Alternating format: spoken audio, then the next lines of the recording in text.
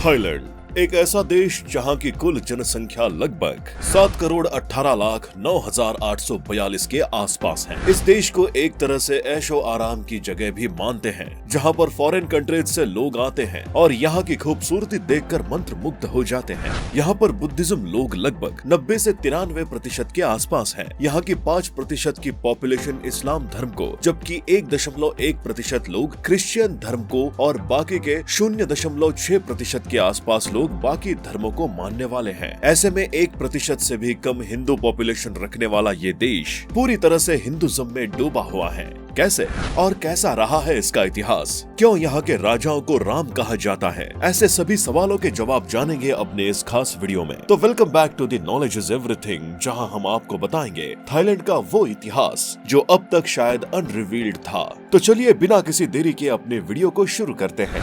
सबसे पहले बात करते हैं थाईलैंड के इतिहास के बारे में, जिसे कई भागों में बांटा गया है, जैसे प्राचीन ताई लोगों का आगमन, द्वारावती साम्राज्य, सुखोदय साम्राज्य, अयोध्या साम्राज्य, चक्रीय वंश का शासन आदि काल खंडों में बांटा गया है। ऐसे में अगर सबसे पहले बात करें थाईलैंड के प्राचीन इतिहास के बारे में, तो ऐसा बताया जाता है कि ये पहले भारत का ही एक हिस्सा था। रामायण में जब सुग्रीव माता सीता को ढूंढने के लिए कुछ जगहों का वर्णन कर रहे थे, उन जगहों में थाईलैंड का भी जिक्र था। यहाँ तक कि काफी पहले से यहाँ एक जगह को भगवान श्री कृष्णा के नाम सियाम से जाना जाता है। साथ ही यहाँ रहने वाले लोगों को आज भी शामी के नाम से बुलाते हैं। अगर हम इतिहास के पन्नों को पलटते हैं तो हम देखते हैं कि मलय, ब्रह्ममाल, कंबोज जैसी जगहों का जिक्र जहाँ जहाँ मिलता है, उन सभी जगहों का आज थाईलैंड से ही नाता है। अब अगर बात कर ले कैसे हुआ यहाँ पर ताई लोगों का आगमन, तो अब से लगभग 1000 साल पहले यहाँ पर ताई लोगों का आना हुआ था। अब वैसे ये एग्जैक्ट कहाँ से थे और कहाँ से आए थे, उसके बारे में तो कई अलग अलग जगहों पर अलग अलग तरह की बातें बताई जाती है। लेकिन कुछ जगहों पर ऐसा कहा जाता है कि पहली सदी की शुरुआत में ये चीन के यूनान से थाईलैंड में आए थे और यहाँ आकर बस गए थे। इनके रास्ते में मणिपुर और असम के पर्वत पड़े थे, जिसे पार करके ये वर्तमान वर्मा के छिंदवी नदी के पूर्व दिशा में बसे।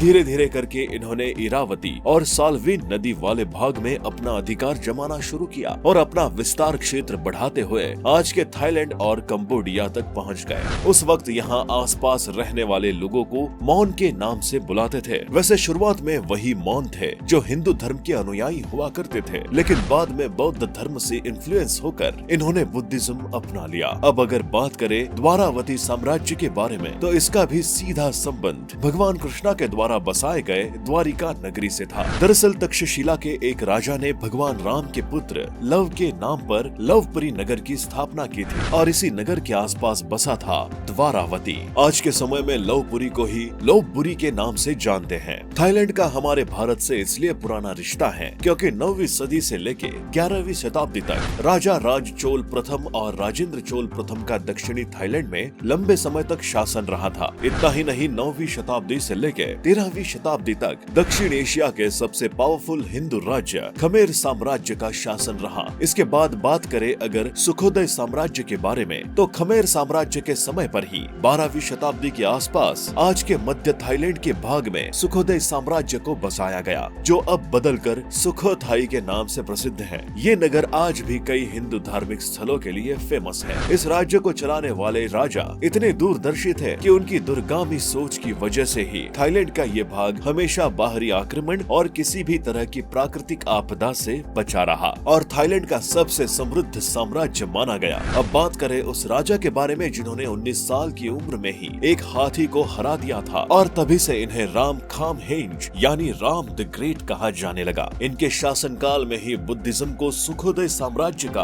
आधिकारिक राज धर्म का दर्जा मिला था। इन्होंने संस्कृत और पाली भाषा के आधार के तौर पर थाई भाषा की खोज की थी। लगभग 200 सालों तक शासन करने के बाद ये साम्राज्य लगभग खत्म सा हो गया। अब इसके बाद थाईलैंड के इतिहास में बारी आती है अयोध्या साम्राज्य की। वर्तमान थाईलैंड के दक्षिण में अयोध्या साम्राज्य की स्थापना हुई। हुई, जो आज थाई भाषा में अयुत्थाय के नाम से जाना जाता है। बात करें 1314 ईसी की, तो इसी समय थाई लीडर रामाथिबोडी प्रथम का जन्म हुआ। ये भगवान राम के बहुत बड़े भक्त थे और भगवान राम की नगरी अयोध्या से इनका विशेष लगाव था, जिसकी वजह से इन्होंने अपने ससुराल उथोंग से 80 किलोमीटर पूर्व जाकर चाओ फ्राई नदी के पास एक नगर की स्थापना की, जिसका नाम इन्होंने अयोध्या रखा। यह साम्राज्य लगभग 400 सालों तक अस्तित्व में रहा और उसके बाद खत्म हो गया। बात करें 1568 ईसी की, तो टाउंगो डायनेस्टी के पावरफुल शासक बेयोंग ने अपने राज्य की सीमा को बढ़ाने के लिए अयोध्या पर अटैक किया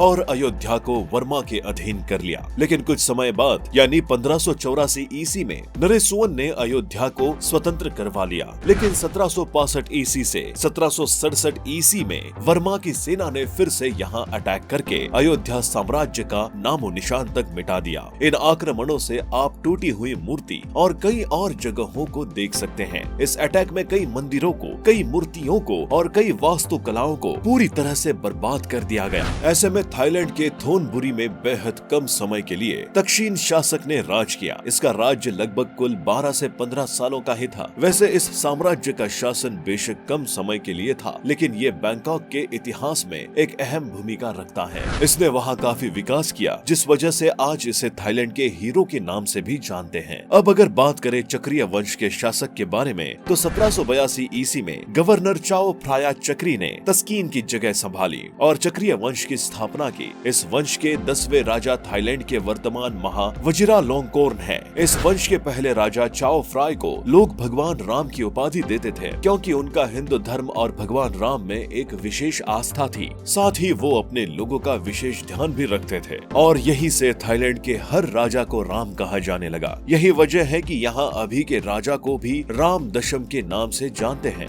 बैंकॉक के पहले राजा, जिन्हें राम प्रथम के नाम से जानते हैं, उन्होंने आज के बैंकॉक को थाईलैंड की राजधानी के रूप में नियुक्त किया। बैंकॉक वैसे तो आज का मॉडर्न नाम है, लेकिन राम प्रथम ने इसका असली नाम काफी लंबा दिया था, जिसे बाद में शॉर्ट करके क्रुंगथेप मा नखौन के नाम से जानने लगे। इसे देवताओं के नगर के तौर पर भी जानते थे। थाईलैंड के राम पंचम ने 1907 में कंबोडिया के अपने कुछ हिस्से को फ्रांस को सौंप दिया। इतना ही नहीं, 1909 आते आते उन्होंने ब्रिटेन को कई मलय राज्य दे दिए। इस देश को थाईलैंड बोले जाने का एक मेन रीजन ये भी था कि एक तरफ जहां इसके आसपास के सभी देशों पर विदेशी शक्तियों का प्रकोप था, वहीं ये देश पूरी तरह से स्वतंत्र था और तभी से इसे थाईलैंड के नाम से जाना जाने लगा, जहां पर थाई शब्द का मतलब ही फ्रीडम यानी स्वतंत्रता से था। लेकिन 1939 में इस देश का ऑफिशियल नाम यहाँ की मिलिट्री डिक्टेटरशिप की सरकार ने बदलकर सियाम बिकम्स थाईलैंड कर दिया। शायद आप न जानते हो तो हम आपको बता दें कि यहाँ का राष्ट्रीय ग्रंथ रामायण है, जिसे थाई भाषा में राम किएन कहा जाता है। शायद आपको ये बात जानकर थोड़ी हैरानी होगी कि शुरुआत के समय में यहाँ पर भी रामायण इनकी अपनी भाषा में न होकर बल्कि संस्कृत में ही उपलब्ध थी, जिसे बाद में तस्कीन ने छंदोबद्ध करवाया और इनके बाद राजा राम प्रथम ने कई लोगों की मदद से पूरे रामायण की रचना थाई भाषा में करवाई। लेकिन ये यहीं पर नहीं रुका, बल्कि इनके बाद राम द्वितीय ने जहाँ रामायण को थोड़ा संक्षिप्त रूप में करवाया, वहीं इस रामायण को पद्य का रूप देने का काम किया राम चतुर्थ ने।